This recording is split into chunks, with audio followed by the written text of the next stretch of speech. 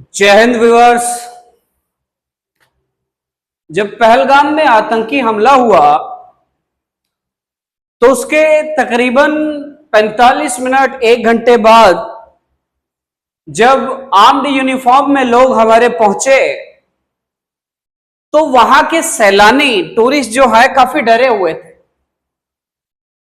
तब उनको एश्योरेंस देना पड़ा, उन लोगों को बताना पड़ा, जो हथियारबंद लोग थे उनको बताना पड़ा that we are army, we are Indian army, we are here to protect you.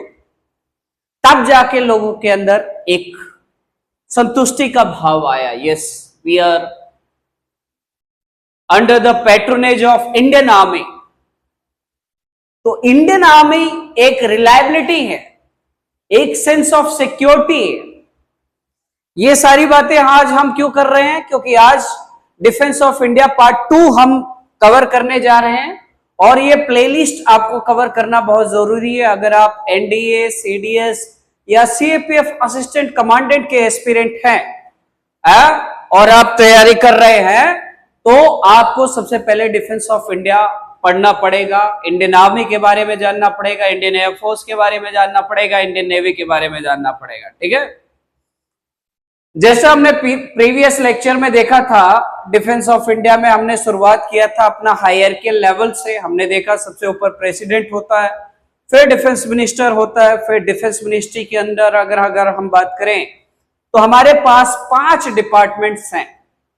Department of defence, department of defence production, department of DRDO, department of ex serviceman welfare and department of military affairs. और इसी department of military affairs को head करता है chief of defence staff, जो इस समय general Upendra Dwivedi हैं। Sorry, general Anil Chauhan. General Upendra Dwivedi is the chief of army staff. ठीक है, तो सीडीएस के नीचे ही अगर हम बात करें तो ये तीनों आते हैं, Indian army, Indian air force and Indian navy. ठीक है, तो ये हायरार्कियल सेटअप अभी तक हमने देखा था, मगर आज की क्लास में अगर हम बात करें तो हम किसकी बात करने वाले हैं? आज की क्लास में हम इंडियन आर्मी की बात करने वाले हैं। किसकी बात करने वाले हैं? इंडियन आर्मी की बात करने वाले हैं। तो इस पूरे वीडियो लेक्चर में 1 घंटे के हम इंडियन आर्मी के बैकग्राउंड के बारे में पहले बात करेंगे। इंडियन आर्मी के बैकग्राउंड के बाद इंडियन आर्मी के कमांड्स के बारे में बात करेंगे। इंडियन आर्मी के कमांड्स के बाद अगर हम देखें तो कमीशन्ड ऑफिसर कौन कौन सी रैंक्स होती हैं, इनके मेजर एस्टेब्लिशमेंट कौन कौन से हैं। फिर उसके बाद अगर हम बात करें, हम बात करेंगे major operations of Indian army, जो भी जितने ऑपरेशंस अभी तक कंडक्ट किए गए हैं। मेजर ऑपरेशंस के बाद मेजर एक्सरसाइजेज जो दूसरों देशों के साथ हमारी आर्मी कंडक्ट करती है। ठीक है, तो चलिए शुरू करते हैं। तो इंडियन आर्मी के सबसे पहले बैकग्राउंड पे चलते हैं। किस पे चलते हैं? इंडियन आर्मी के बैकग्राउंड पे चलते हैं। आखिर इंडियन आर्मी का बैकग्राउंड क्या है? अगर हम बात करें, इंडियन आर्मी का जो फॉर्मेशन हुआ था वो ब्रिटिशर्स के टाइम पे हुआ था। अगर हम इसके फॉर्मेशन ईयर की बात करते हैं, किसकी बात करते हैं? अगर हम इसके फॉर्मेशन ईयर की बात करते हैं तो 1 अप्रैल और 1895 को इंडियन आर्मी का गठन हुआ था। तब ये इंडियन आर्मी नहीं कहलाती थी, तब ये क्या कहलाती थी? तब ये कहलाती थी आपकी ब्रिटिश इंडियन आर्मी। क्या कहलाती थी? ब्रिटिश इंडियन आर्मी, क्योंकि इंडिया आजाद तो नहीं था, इस वजह से इसको नाम दिया गया क्या? British Indian army. पहली बार इन्होंने नेशनल लेवल पे एक आर्मी रेज की जिसको ब्रिटिश इंडियन आर्मी नाम दिया गया। डेट थी 1 अप्रैल 1895। और इसी के साथ साथ ब्रिटिशर्स बहुत सारे प्रोविंसेस पे भी रूल कर रहे थे, तो प्रोविंसेस की अपनी अलग अलग आर्मी थी। जैसे अगर हम बात करें, बॉम्बे प्रोविंस हो गया, उसकी अपनी अलग आर्मी थी। मद्रास प्रोविंस अपनी अलग आर्मी थी। कोलकाता प्रोविंस, कलकत्ता उस समय कलकत्ता कहते थे, उसकी अलग आर्मी थी। तो जितनी भी प्रोविंसेस थी उनके पास जो भी आर्मी थी, उन सभी प्रोविंसेस की आर्मी को 1903 में ब्रिटिश इंडियन आर्मी में ही मर्ज कर लिया गया। किसको मर्ज कर लिया गया? जितनी भी आपकी प्रोविंशियल आर्मी थी उन सभी प्रोविंशियल आर्मी को ब्रिटिश इंडियन आर्मी में मर्ज कर लिया गया 1903 में। मगर ब्रिटिशर्स के अंडर कुछ प्रिंसली स्टेट्स भी काम कर रहे थे, राजा रजवाड़े भी काम कर रहे थे, और राजा रजवाड़ों को अगर हम बात करें आर्मी रखने की इजाजत दी गई थी। तो राजा रजवाड़ों की अपनी अलग आर्मी थी और उनकी आर्मी का नाम था इंपीरियल सर्विस कॉर्प्स। ठीक है, क्या नाम था? Imperial service corps princely states की आर्मी का नाम था। किसका नाम था? प्रिंसली स्टेट्स की आर्मी का नाम था। और जब देश आजाद हुआ 15 अगस्त 1947 को, तो देश की आजादी के बाद अगर हम बात करें तो ब्रिटिश इंडियन आर्मी निकल के आई किसके तौर पे? इंडियन आर्मी के तौर पे। और जब ये इंडियन आर्मी बनी तो इंडियन आर्मी में अगर हम बात करें तो इंपीरियल सर्विस कॉर्प्स को भी एडअप कर दिया गया। दैट मींस प्रोविंशियल आर्मी जितनी भी थी और इंपीरियल सर्विस कॉर्प्स सबको मिला के इंडियन आर्मी का गठन हुआ, भारतीय सेना का गठन हुआ। किसका गठन हुआ?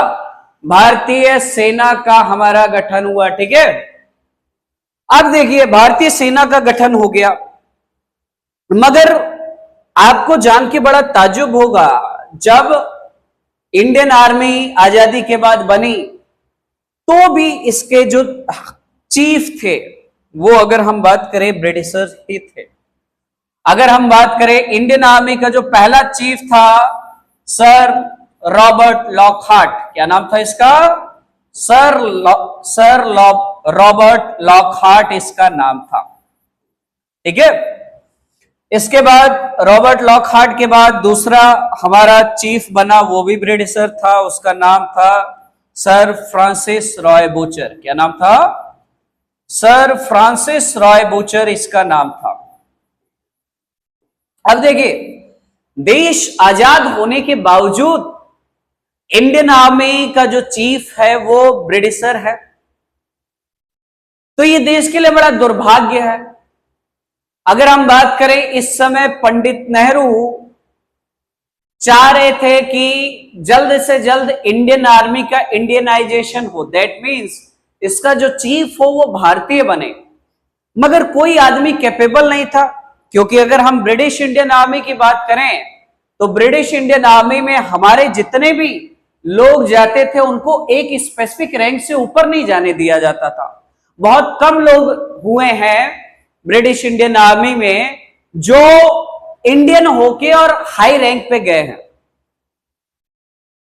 तो भैया चीफ ऑफ आर्मी स्टाफ बनने के लिए तो आपको 4 स्टार रैंक होल्डर होना चाहिए, किसी के पास इतना एक्सपीरियंस नहीं था। फाइनली जाके एक कमेटी बनाई गई और इस कमेटी का नाम था लेफ्टिनेंट जनरल जादूनाथ कमेटी। और इस कमेटी को नेहरू ने टास्क दिया कि आप कुछ नाम सुझाइए जिसको चीफ ऑफ आर्मी स्टाफ के पद पे प्रमोट किया जा सकता है। तो फाइनली जादूनाथ कमेटी ने 3 नामों की सिफारिश की थी और उस नाम में अगर हम बात करें जो पहले नंबर पे नाम था उनका नाम था जनरल के.एम. करियप्पा। क्या नाम था? इनका नाम था जनरल के.एम. करियप्पा। तो फाइनली जाके नेहरू ने के.एम. करियप्पा के नाम पे मोहर लगाई और के.एम. करियप्पा को अगर हम बात करें 15 जनवरी 1950 को देश के पहले commander in chief, Indian commander in chief के तौर पे अपॉइंट किया गया। या तो कमांडर इन चीफ कह लीजिए या चीफ ऑफ आर्मी स्टाफ के तौर पे इनको अपॉइंट किया गया। किसको रिप्लेस करके?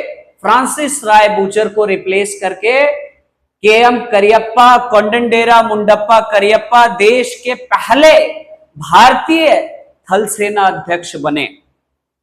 क्योंकि इनका नाम बहुत बड़ा था, के.एम. करियप्पा, कोंडनडेरा मुंडप्पा करियप्पा, इस वजह से पंडित नेहरू इनको कैरी करके बुलाते थे, ठीक है। इसी वजह से अगर हम बात करें 15 जनवरी को, कब, इसी वजह से 15 जनवरी को पर ईयर बेसिस पे हम क्या सेलिब्रेट करते हैं, इंडियन आर्मी डे सेलिब्रेट करते हैं। क्या सेलिब्रेट करते हैं, इंडियन आर्मी डे सेलिब्रेट करते हैं।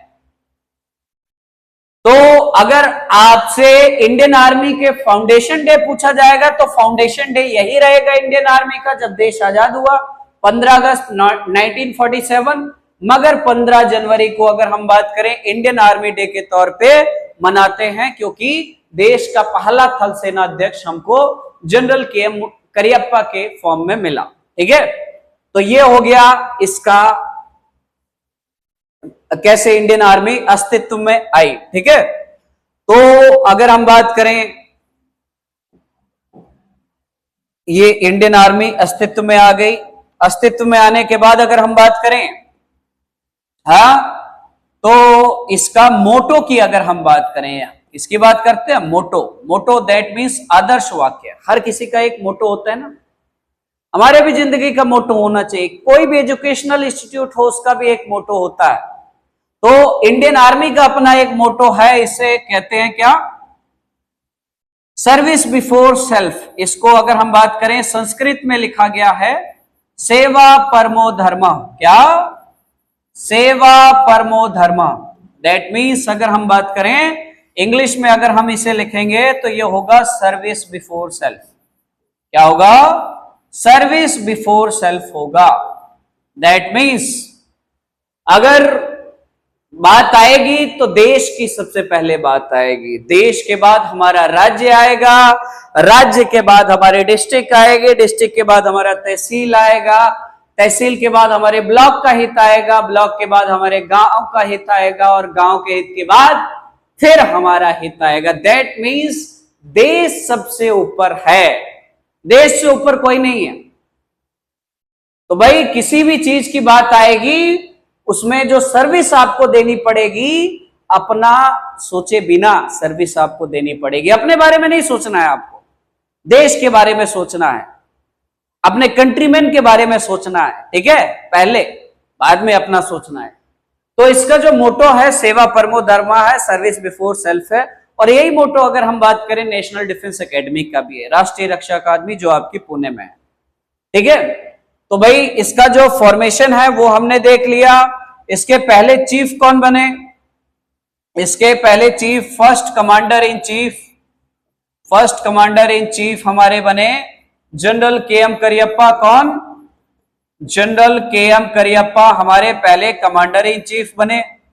और अगर हम बात करें तो अभी रिसेंट चीफ आपसे पूछ सकता है कि रिसेंट में इंडियन आर्मी का चीफ कौन है। तो रिसेंट में इंडियन आर्मी के चीफ जो है उनका नाम है जनरल उपेंद्र द्विवेदी। क्या नाम है, जनरल उपेंद्र द्विवेदी इनका नाम है।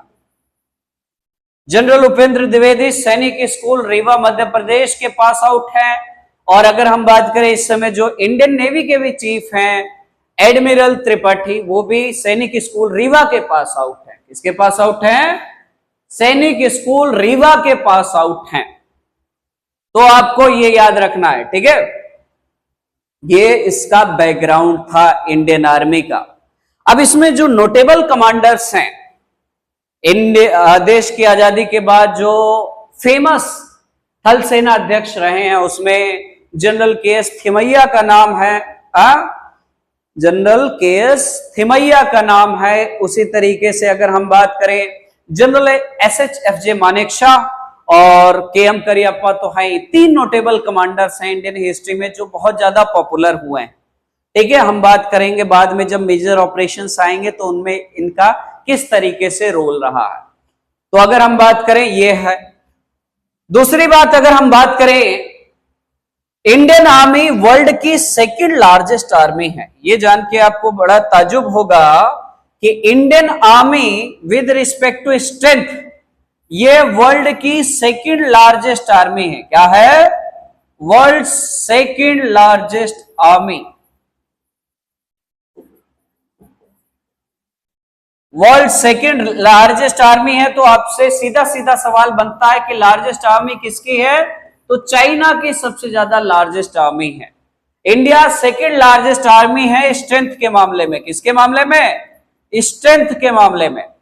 अगर आप ग्लोबल फायर पावर इंडेक्स देखेंगे या सबसे शक्तिशाली देशों की सूची देखेंगे, जिसमें स्ट्रेंथ से कोई मतलब नहीं, सबसे शक्तिशाली देश कौन से हैं, तो उसके हिसाब से इंडिया फोर्थ लार्जेस्ट नेशन है। कौन से नंबर का है?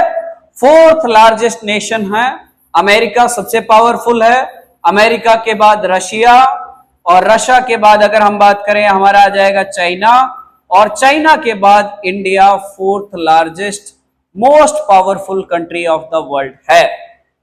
मगर हम बात कर रहे थे कि वर्ल्ड की सेकेंड लार्जेस्ट आर्मी है विद रिस्पेक्ट टू स्ट्रेंथ। तो स्ट्रेंथ कितनी है इसकी? अगर हम बात करें 12,48,000 की एक्टिव पर्सनल्स की स्ट्रेंथ है इंडियन आर्मी की।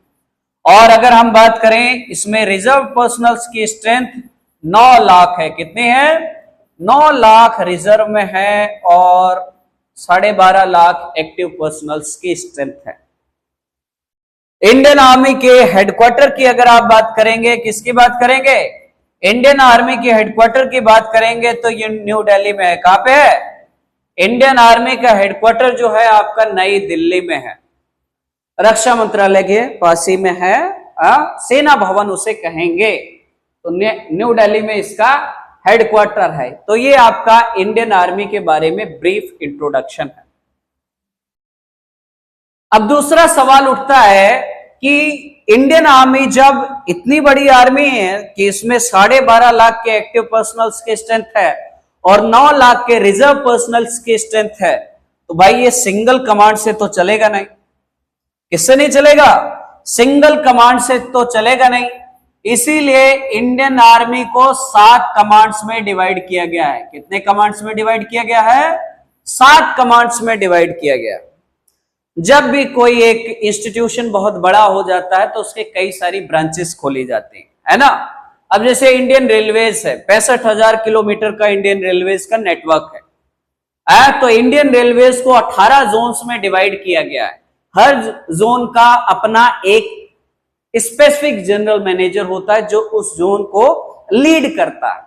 उसी तरीके से इंडियन आर्मी को ओवरऑल 7 कमांड्स में डिवाइड किया गया है। कितने कमांड्स में डिवाइड किया गया है? 7 कमांड्स में डिवाइड किया गया है। अगर हम इंडिया का मैप बना लेते हैं, ये हमारा इंडिया का मैप बन गया। इंडिया के मैप में अगर हम डायरेक्शन ड्रॉ कर लेते हैं, ये हमारा नॉर्थ हो गया, ये हमारा साउथ हो गया, ये हमारा ईस्ट हो गया और ये हमारा वेस्ट हो गया। ठीक है।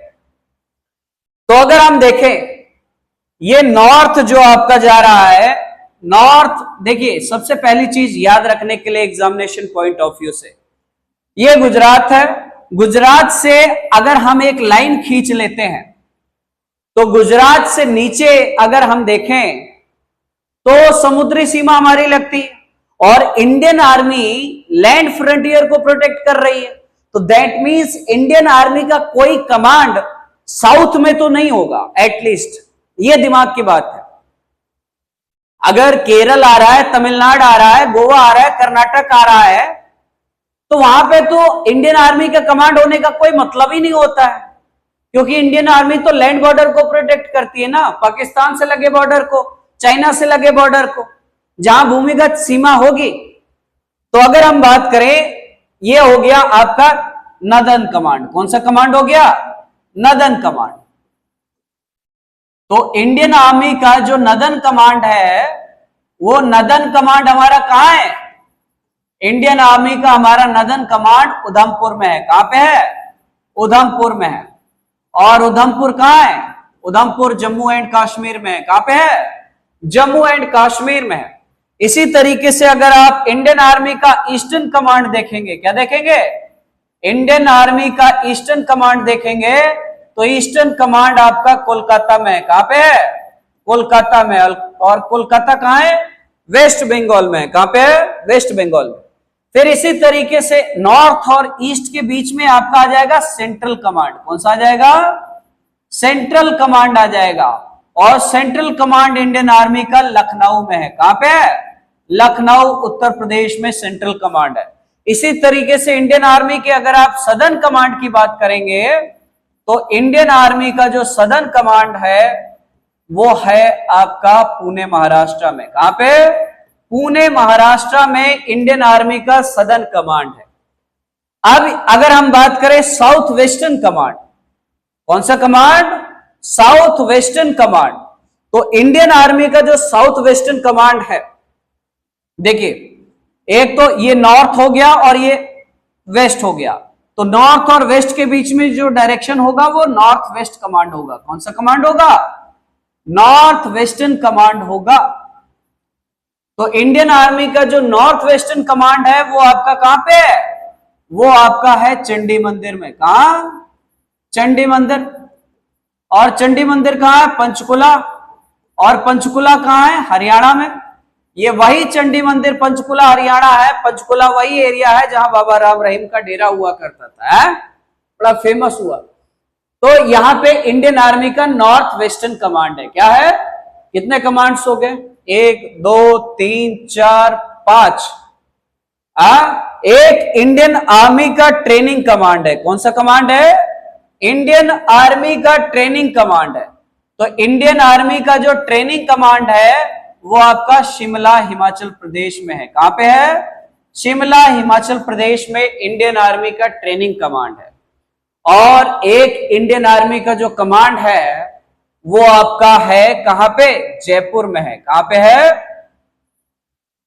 इंडियन आर्मी का एक कमांड आपका जयपुर में है।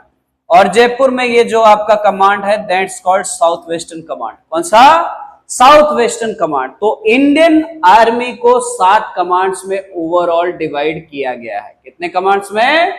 7 कमांड्स में ओवरऑल डिवाइड किया गया है। तो इसको हम जरा मैप में देख लेते हैं आपको याद रखने के लिए। तो ये आपका मैप खुल गया। क्या खुल गया? मैप खुल गया। तो इसमें आप देख सकते हैं नदन कमांड आपका उधमपुर में, आर्मी का ट्रेनिंग कमांड शिमला में, सेंट्रल कमांड लखनऊ में, ईस्टर्न कमांड कोलकाता में, साउथ वेस्टर्न कमांड जयपुर में, वेस्टर्न कमांड आपका चंडी मंदिर में है, और सदर्न कमांड आपका पुणे में। ये चीज आपको क्लियर है? तो ये इंडियन आर्मी के कमांड्स हैं। क्या हैं? ये इंडियन आर्मी के कमांड्स। क्या है? ये आपके इंडियन आर्मी के कमांड्स। तो ये नॉर्थ वेस्टर्न कमांड नहीं है, ये आपका वेस्टर्न कमांड है। कौन सा हो गया? ये आपका वेस्टर्न कमांड हो गया। तो ये हो गया।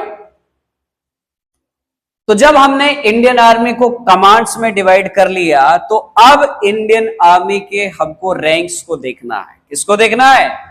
इंडियन आर्मी की रैंक्स को देखना है। तो चलिए इंडियन आर्मी की रैंक्स को देखते हैं। तो रैंक्स में अगर हम बात करें, सबसे पहले आपकी कमीशन्ड ऑफिसर्स आते हैं। कौन से ऑफिसर्स आते हैं? सबसे पहले आपके कमीशन्ड ऑफिसर्स आते हैं। क्या आते हैं? कमीशन्ड ऑफिसर्स आते हैं। कमीशन्ड ऑफिसर्स के नीचे अगर हम बात करें, हमारे आते हैं जूनियर कमीशन्ड ऑफिसर। कौन आता है? जूनियर कमीशन्ड ऑफिसर्स आते हैं। ठीक है? जूनियर कमीशन्ड ऑफिसर्स के बाद आते हैं अदर रैंक्स। कौन आता है? अदर रैंक्स आती हैं, जिन्हें हम ओआर कहते हैं। क्या कहते हैं? ओआर। इन्हें कहेंगे हम जेसीओ। क्या कहेंगे? जेसीओ। और इन्हें कहेंगे हम सीओ। तो अगर हम बात करें कमीशन्ड ऑफिसर की, तो कमीशन्ड ऑफिसर की जो रैंक हमारी शुरू होती है वो कहां से शुरू होती है? वो शुरू होती है हमारी लेफ्टिनेंट से। कहां से? लेफ्टिनेंट से। लेफ्टिनेंट भी कह सकते हैं इसे। पहले सेकंड लेफ्टिनेंट की भी पोस्ट हुआ करती थी, मगर सेकंड लेफ्टिनेंट की पोस्ट को अब खत्म कर दिया गया। 1971 Paramvir Chakra awardee second lieutenant Arun Khetarpal, तब उनकी रैंक सेकंड लेफ्टिनेंट थी, मगर अब लेफ्टिनेंट से शुरू होती है। ठीक है? लेफ्टिनेंट के ऊपर अगर हम बात करें, आपका आ जाता है कैप्टन। क्या आ जाता है? कैप्टन आ जाता है। कैप्टन के बाद आपका आ जाएगा मेजर। कौन आ जाएगा? मेजर। मेजर के ऊपर अगर हम बात करें, आपका आ जाएगा लेफ्टिनेंट कर्नल। कौन आ जाएगा? Lieutenant colonel. लेफ्टिनेंट कर्नल के ऊपर अगर हम बात करें, आपका आ जाएगा कर्नल। कर्नल के ऊपर अगर हम बात करें आपका आ जाएगा ब्रिगेडियर। क्या आ जाएगा? ब्रिगेडियर आ जाएगा। ब्रिगेडियर के ऊपर आपका आ जाएगा मेजर जनरल। कौन आ जाएगा? Major general. मेजर जनरल के ऊपर आपका आ जाएगा लेफ्टिनेंट जनरल। कौन आ जाएगा? Lieutenant general. और लेफ्टिनेंट जनरल के ऊपर आपका आ जाएगा जनरल। तो भाई general he chief of army staff होता है। भारतीय थल सेना का अध्यक्ष का जो रैंक होता है वो जनरल होता है। ये 4 स्टार रैंक है। इस समय जनरल उपेंद्र द्विवेदी अगर हम बात करें तो भारतीय सेना के अध्यक्ष हैं। किसके अध्यक्ष हैं? भारतीय थल सेना के अध्यक्ष हैं। और ये जनरल की जो रैंक होती है ये हमारी 4 स्टार रैंक होती है। कौन से स्टार की रैंक होती है? 4 स्टार रैंक होती है। और जनरल के ऊपर भी अगर हम बात करें हमारा फील्ड मार्शल आता है। कौन आता है? फील्ड मार्शल आता है। ठीक है, फील्ड मार्शल 5 स्टार रैंक है। क्या कौन सी रैंक है? 5 स्टार रैंक है। याद रखिएगा, फील्ड मार्शल एक तरीके का ऑनरी रैंक है जो रेगुलर आर्मी में स्ट्रक्चर नहीं होता है। उन महानुभावों को दिया जाता है जिनको बैटलफील्ड में बहुत ज्यादा एक्सपीरियंस है। और फील्ड मार्शल जो है पूरा अपने जीवन भर रिटायर हो जाए फिर भी वर्दी धारण कर सकता है। ठीक है, तो देश में अगर हम बात करें 2 ही हमारे फील्ड मार्शल हुए हैं।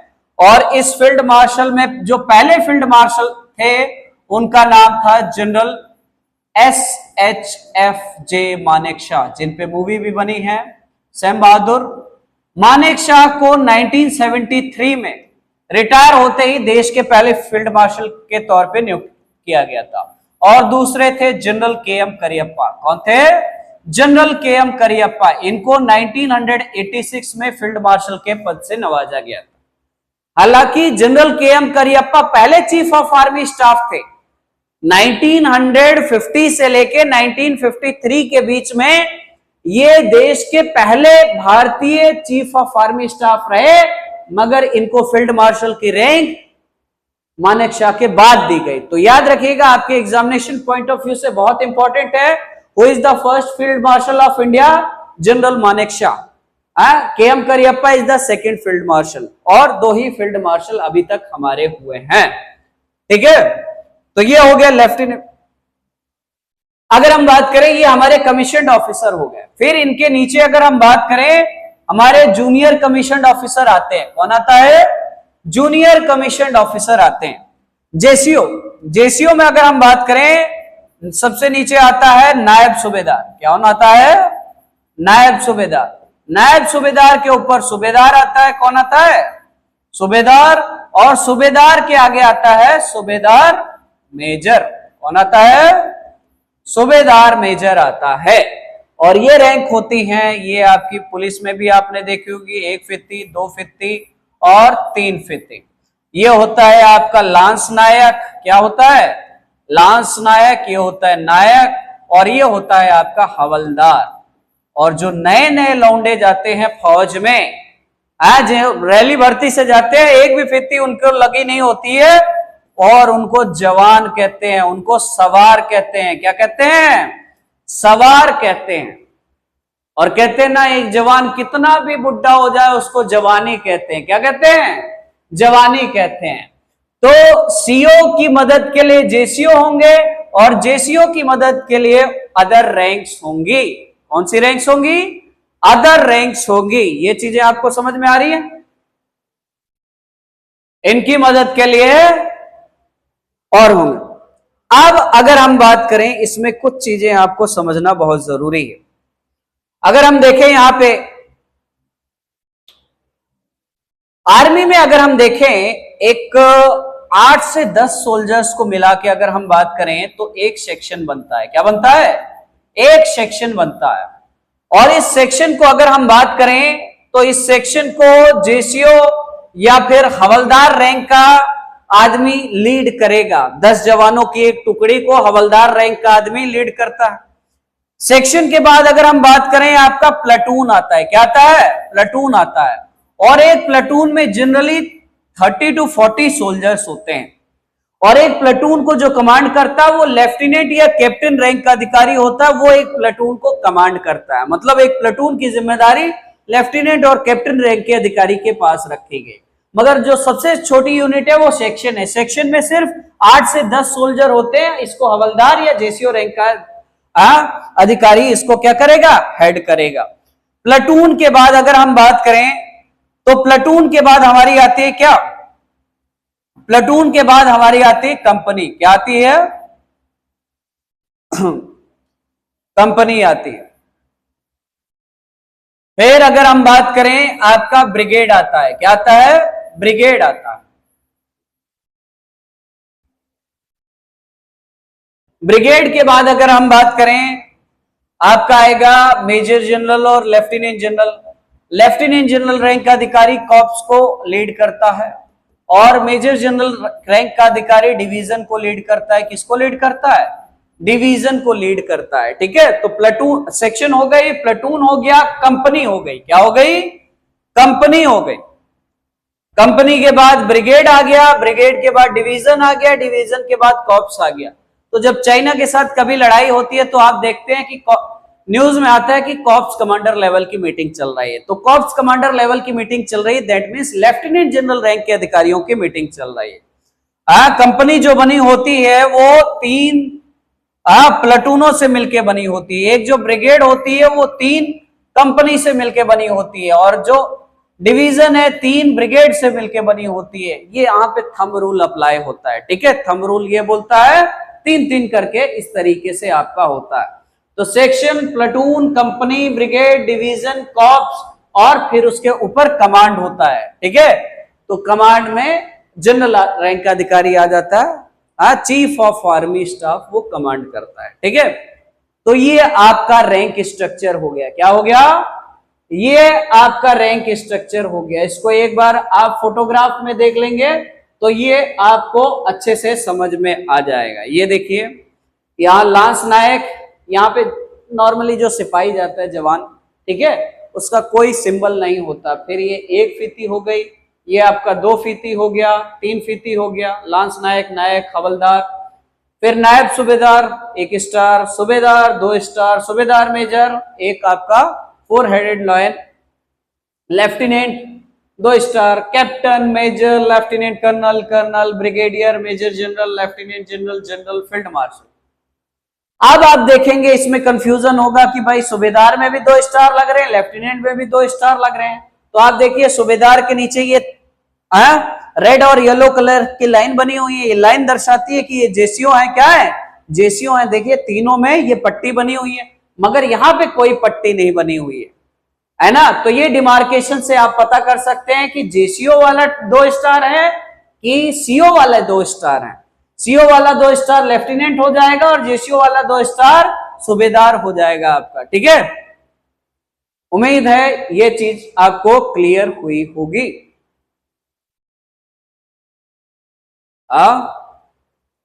तो आप मुझे कमेंट बॉक्स सेक्शन में बताएंगे, अगर आप नेशनल डिफेंस एकेडमी में पहुंचते हैं और 3 साल बाद वहां से ग्रेजुएट होने के बाद 1 साल की प्री कमीशन ट्रेनिंग के बाद इंडियन आर्मी को ज्वाइन करते हैं तो आपको कौन सी रैंक मिलेगी, ये आपको कमेंट बॉक्स सेक्शन में बताना है। कहां बताना है, ये आपको कमेंट बॉक्स सेक्शन में बताना है। ठीक है, तो ये आपका रैंक स्ट्रक्चर हो गया। क्या हो गया, रैंक स्ट्रक्चर हो गया। तो हमने सबसे पहले किसकी बात की, हमने सबसे पहले इंडियन आर्मी के बैकग्राउंड की बात की। किसकी बात की, हमने सबसे पहले इंडियन आर्मी के बैकग्राउंड की बात की। फिर इंडियन आर्मी के बैकग्राउंड के बाद अगर हम बात करें तो इंडियन आर्मी के कमांड्स की बात की रही हमने कि कितने कमांड्स हैं इंडियन आर्मी के। इंडियन आर्मी के कमांड के बाद अगर हम बात करें, हमने इसके रैंक स्ट्रक्चर की बात की। किसकी बात की, हमने इसके रैंक स्ट्रक्चर की बात की। और अब रैंक स्ट्रक्चर के बाद हम किसकी बात करेंगे,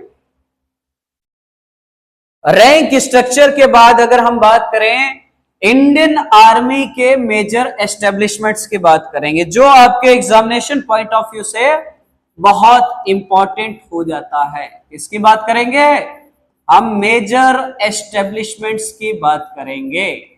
दैट मीन्स आर्मी में के प्रमुख जो सेंटर्स हैं अलग अलग, वो कहां कहां पे हैं। तो चलिए हम बात करते हैं। ये एग्जामिनेशन पॉइंट ऑफ व्यू के लिए एनडीए में हमेशा 5 से 7 क्वेश्चन डिफेंस ऑफ इंडिया से आते हैं, चाहे सीडीएस हो चाहे सीएपीएफ असिस्टेंट कमांडेंट हो। तो इसमें सबसे इंपॉर्टेंट है आपका आईएमए, इंडियन मिलिट्री एकेडमी। क्या हो गया? Indian military academy. अगर आपको पता है तो आप पहले ही कमेंट बॉक्स सेक्शन में बताइए। भारतीय सैन्य अकादमी, तो इंडियन मिलिट्री एकेडमी आपकी देहरादून में है। कहां पे है? देहरादून उत्तराखंड में है। जब आप एनडीए से पास आउट हो जाएंगे और आप आर्मी को ऑप्ट करेंगे तो 1 साल की प्री कमीशन ट्रेनिंग आपकी इंडियन मिलिट्री एकेडमी में होगी। कहां पे होगी? इंडियन मिलिट्री एकेडमी में होगी। फिर इंडियन मिलिट्री एकेडमी के बाद अगर हम बात करें नेशनल डिफेंस एकेडमी, कौन सी एकेडमी? हालांकि ये ट्राई सर्विसेज एकेडमी है मगर इसको हम यहीं पे लिख लेते हैं। तो नेशनल डिफेंस एकेडमी आपकी कहां है? खड़कवासला में है। कहां पे है? खड़कवासला में है। खड़कवासला पुणे में है और पुणे महाराष्ट्र में है। कहां पे है? पुणे महाराष्ट्र में है। फिर इसके बाद अगर हम बात करें ऑफिसर्स ट्रेनिंग एकेडमी, कौन सी? ऑफिसर्स ट्रेनिंग एकेडमी आपकी कहां पे है? तो ऑफिसर्स ट्रेनिंग एकेडमी की अगर हम बात करें तो ऑफिसर्स ट्रेनिंग एकेडमी आपका चेन्नई में है। और चेन्नई कहां है? तमिलनाडु में है। हालांकि पहले 2 ऑफिसर्स ट्रेनिंग एकेडमी थी, एक गया बिहार में थी। कहां पे थी? गया बिहार में थी, मगर गया बिहार वाली ऑफिसर्स ट्रेनिंग एकेडमी को बंद कर दिया गया है। अब सिर्फ एक ही ऑफिसर्स ट्रेनिंग एकेडमी है हमारे पास और उस ऑफिसर्स ट्रेनिंग एकेडमी का नाम है चेन्नई, तमिलनाडु में है ये।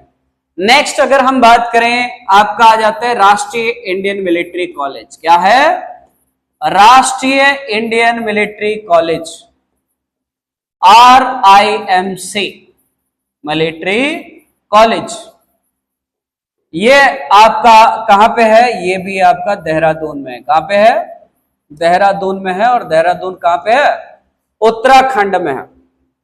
राष्ट्रीय इंडियन मिलिट्री कॉलेज के बाद अगर हम बात करें आर्मी का वॉर कॉलेज, कौन सा कॉलेज? आर्मी का वॉर कॉलेज अगर आपसे पूछ ले कहां पे है तो आर्मी का वॉर कॉलेज है महू में। महू कहां है? इंदौर में। और इंदौर कहां है? मध्य प्रदेश में। महू का फुल फॉर्म ही है मिलिट्री हेडक्वार्टर्स ऑफ वॉर, हालांकि शॉर्ट में लिखा जाता है। ठीक है, आर्मी का वॉर कॉलेज हो गया यहां पे। फिर अगर हम बात करें हाई एल्टीट्यूड, कौन सा? High altitude warfare school. अगर हम बात करें पहाड़ों में लड़ने का हुनर यहां पे सिखाया जाता है। सियाचिन पे जब पाकिस्तानियों ने कब्जा कर लिया था तो इंडियन आर्मी ने क्या चलाया था? ऑपरेशन मेघदूत चलाया था। कर्नल नरेंद्र कुमार बुल ने उसमें बहुत इंपॉर्टेंट भूमिका अदा की थी और हमने सियाचिन ग्लेशियर्स को वापस लिया था। तो उन लोगों को ट्रेन कहां किया गया था? हाई एल्टीट्यूड वॉरफेयर स्कूल में। और ये आपका है गुलमर्ग, जम्मू एंड कश्मीर में। कहां पे है? गुलमर्ग, जम्मू एंड कश्मीर में है। फिर अगर हम बात करें आपका आ जाता है काउंटर इंसर्जेंसी। क्या? Counter insurgency and jungle warfare school. क्या? Counter insurgency and jungle warfare school. अगर जंगलों में लड़ने का हुनर सिखाया जाएगा तो कहां सिखाया जाएगा? जहां जंगल ज्यादा होंगे। India state of forest report 2023 के हिसाब से अगर हम बात करें सबसे ज्यादा जो जंगलों का घनत्व है वो मिजोरम, अरुणाचल प्रदेश जैसे राज्यों में है। तो यहां पे ये मिजोरम में ही है। वेरिंगसे कहां पे है? मिजोरम में है। कहां पे है? मिजोरम में है। ठीक है, तो counter insurgency and jungle warfare school Vairengte, Mizoram में। फिर इसके बाद अगर हम बात करें तो आपका आ जाएगा डिफेंस सर्विसेज स्टाफ कॉलेज। कौन सा? Defence services staff college. तो डिफेंस सर्विसेज स्टाफ कॉलेज आपका DSSC वेलिंगटन तमिलनाडु में है। कहां पे है? वेलिंगटन तमिलनाडु में है। ठीक है, तमिलनाडु में है। डिफेंस सर्विसेज स्टाफ कॉलेज वही है जहां पे जनरल बिपिन रावत जा रहे थे मगर पहुंच नहीं पाए, उनका हेलीकॉप्टर क्रैश कर गया। ठीक है, डिफेंस सर्विसेज स्टाफ कॉलेज के बाद आपका आता है कॉलेज ऑफ डिफेंस मैनेजमेंट। कौन सा college? College of defence management. Army का जो कॉलेज ऑफ डिफेंस मैनेजमेंट है ये आपका सिकंदराबाद में है। और सिकंदराबाद आपका कहां है? सिकंदराबाद हैदराबाद, हैदराबाद तेलंगाना। ठीक है, टीएल लिख लेते हैं, टीएन से तमिलनाडु हो जाएगा तो हम इसको क्या लिख लेते हैं? हम इसको टीएल लिख लेते हैं, तेलंगाना हो जाएगा। क्या हो जाएगा? तेलंगाना हो जाएगा, सिकंदराबाद तेलंगाना। फिर अगर हम बात करें कॉलेज ऑफ मटेरियल इंजीनियरिंग, कौन सी? College of material engineering. ये आपका आर्मी का कहां पे है? ये आपका पुणे महाराष्ट्र में है। कहां पे है? पुणे महाराष्ट्र में है। आर्मी का आर्टिलरी स्कूल कहां पे है अगर आपसे पूछा जाए तो आर्मी का जो आर्टिलरी स्कूल है वो आपका है देवलाली महाराष्ट्र में। कहां पे? देवलाली। देवलाली नासिक डिस्ट्रिक्ट में है और नासिक महाराष्ट्र में है। कहां पे है? नासिक महाराष्ट्र में है। फिर उसके बाद अगर हम बात करें आर्मी आर्टिलरी स्कूल हो गया, फिर आर्मी का स्पोर्ट्स इंस्टीट्यूट। कौन सा? आर्मी का स्पोर्ट्स इंस्टीट्यूट। आर्मी का स्पोर्ट्स इंस्टीट्यूट भी आपका महाराष्ट्र में है। कहां पे है? महाराष्ट्र में है। ठीक है, आर्मी का स्पोर्ट्स इंस्टीट्यूट भी आपका महाराष्ट्र में है। कौन सी डिस्ट्रिक्ट में है देखना पड़ेगा। अगर हम बात करें आर्मी स्पोर्ट्स इंस्टीट्यूट के बाद अगर हम देखें तो और कौन सा बच गया?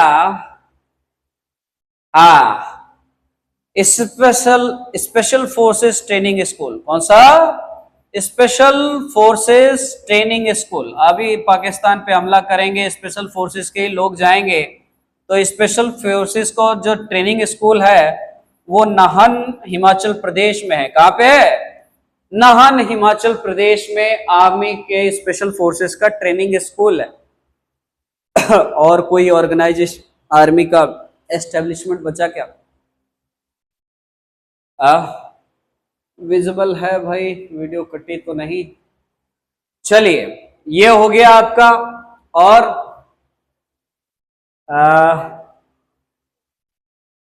और आर्मी का कोई एस्टेब्लिशमेंट छूट रहा है क्या? फिर इसी के साथ अगर हम बात करें आपका नेशनल डिफेंस यूनिवर्सिटी, याद रखिएगा कौन सा? National defence university. तो नेशनल डिफेंस यूनिवर्सिटी जो आपकी बन रही है, अभी तैयार नहीं हुई है, ये आपकी गुरुग्राम में है। कहां पे है? गुरुग्राम में है। और गुरुग्राम कहां है? हरियाणा में है। कहां पे है? ये नेशनल डिफेंस यूनिवर्सिटी। अगर आपसे नेशनल डिफेंस कॉलेज पूछे तो नेशनल डिफेंस कॉलेज दिल्ली में है। कहां पे? न्यू दिल्ली में है नेशनल डिफेंस कॉलेज। तो ये आर्मी के मेजर एस्टेब्लिशमेंट्स हैं। क्या है? आर्मी के मेजर एस्टेब्लिशमेंट्स हैं। अब अगर हम बात करें तो एक और चीज हम कवर कर लेते हैं, आर्मी के मेजर एक्सरसाइजेस। गला काफी सूख रहा है, हालत खराब हो गई है। एक ही वीडियो में लगता है पूरा नहीं कवर हो पाएगा, तो शायद दूसरे वीडियो के लिए हम जाएंगे। ठीक है, आर्मी के मेजर एक्सरसाइजेस अगर हम देखें तो आर्मी के मेजर एक्सरसाइजेस में पहले मैं मेजर एक्सरसाइजेस के नाम लिख लेता हूं। युद्ध अभ्यास हो गया। क्या हो गया? युद्ध अभ्यास हो गया। युद्ध अभ्यास के साथ अगर हम बात करें तो आपका युद्ध अभ्यास के साथ इंद्र हो गया। कौन सा हो गया? एक्सरसाइज इंद्र हो गया। एक्सरसाइज इंद्र के साथ एक्सरसाइज शक्ति हो गया। क्या हो गया? एक्सरसाइज शक्ति हो गया। एक्सरसाइज नोमैडिक एलिफेंट हो गया। क्या हो गया?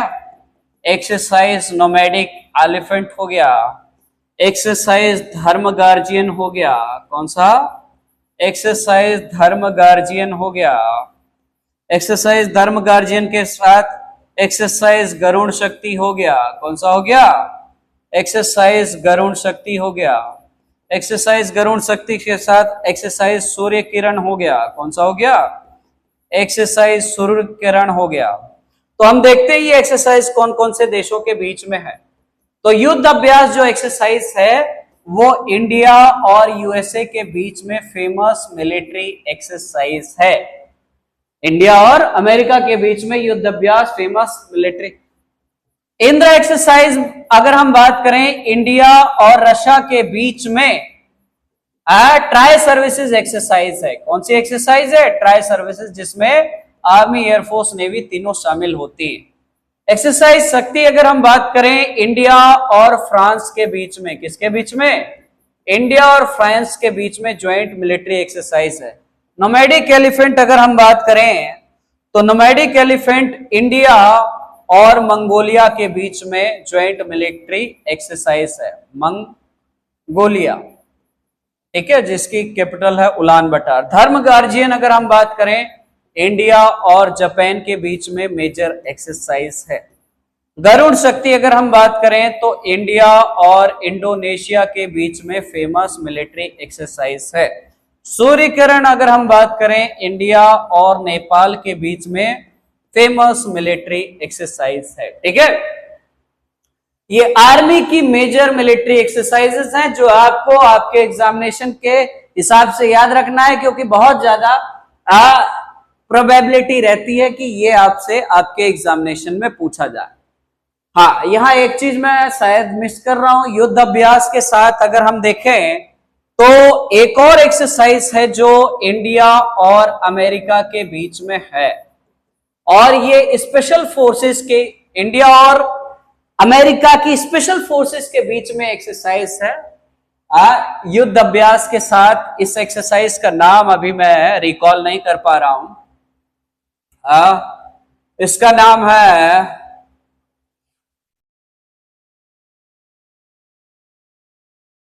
चलिए अभी हम देखेंगे, स्पेशल फोर्सेस के बीच में वो एक्सरसाइज है। तो ये मेजर एक्सरसाइजेस हैं इंडियन आर्मी की। अब मेजर ऑपरेशंस बचते हैं जो बहुत लंबी लिस्ट है। ऑपरेशन पोलो से लेके ऑपरेशन विजय, ऑपरेशन कैक्टस, ऑपरेशन मेघदूत, बड़ी लंबी लिस्ट है। ऑपरेशन ऑल आउट, तो इसको हम दूसरे वीडियो में कवर करेंगे। और जितने भी फेमस रेजिमेंट्स हैं इंडियन आर्मी के, उनकी जो वॉर क्राइज है वो भी आपके एग्जामिनेशन पॉइंट ऑफ व्यू के लिए इंपॉर्टेंट है। ठीक है, चलिए अब मैं इस वीडियो को विराम देता हूं, क्योंकि रात के 3 बज रहे हैं जब मैं ये वीडियो शूट कर रहा हूं। मेरी हालत बड़ी खराब हो चुकी है। इतनी मेहनत लगती है वीडियो को बनाने में, आज पता चला। तो भाई अगर ये वीडियो आपको पसंद आता है तो इसे लाइक, शेयर, सब्सक्राइब करना ना भूलें, दबा के बटन दबाएं। ठीक है, और डिफेंस की तैयारी करते हैं तो इस चैनल की प्लेलिस्ट को हमेशा फॉलो करिए, आप एग्जामिनेशन में कभी मात नहीं खाएंगे। ठीक है, चलिए guys, thank you very much and जय हिंद।